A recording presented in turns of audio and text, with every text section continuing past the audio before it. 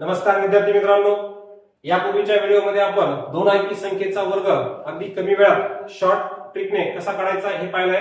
आज आपण पाहूया तीन अंकी संख्येचा वर्ग कमी वेळामध्ये कसा काढायचा। तर बोर्डवर तुम्हाला संख्या दिसते 134। तर 134 या संख्येचा वर्ग काढण्यासाठी मी संख्या लिहून घेतो आणि दोन अंकी संख्येचा वर्ग काढताना आपण ज्या पद्धतीने त्या संख्येची फोड केली होती त्याच पद्धतीने आपल्याला तीन अंकी संख्येचा वर्ग काढताना सुद्धा फोड करायची। पण इथं ती फोड तुम्ही करताय त्यामध्ये एकच अंक तुम्हाला काय करायचं, उजवीकडे ठेवायचा आहे आणि दोन अंकी संख्या जी या संख्येमधली शिल्लक राहते 13 ती तुम्हाला डावीकडे ठेवायची। आता दोन अंकी संख्येचा वर्ग करताना ज्या पद्धतीने आपण क्रिया केली होती तीच क्रिया इथे करायची आपल्याला।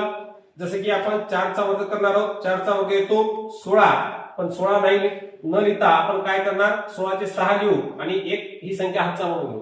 त्यानंतर दुसरी स्टेप आहे तुमची 13 आणि 4 यांचा गुणाकार करा। 13 चे 52 हा गुणाकार येतो, त्या 52 ची आपल्याला करायची दुप्पट, 52 ची दुप्पट येते 104। त्या 104 मध्ये हा हातचा मिळवून टाका, संख्या तयार होईल 105।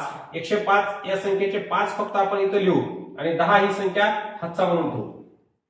त्यानंतर आपल्याला काय करायचं आहे, 13 चा वर्ग लिहायचा आहे। 13 चा वर्ग येतो 169। 169 मध्ये हातचे आलेले 10 मिळवून टाका, संख्या होईल तुमची 179।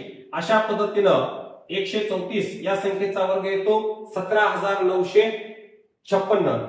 तर मित्रांनो 186 या संख्येचा वर्ग कमेंट बॉक्स मध्ये उत्तर द्यायचे आपल्याला।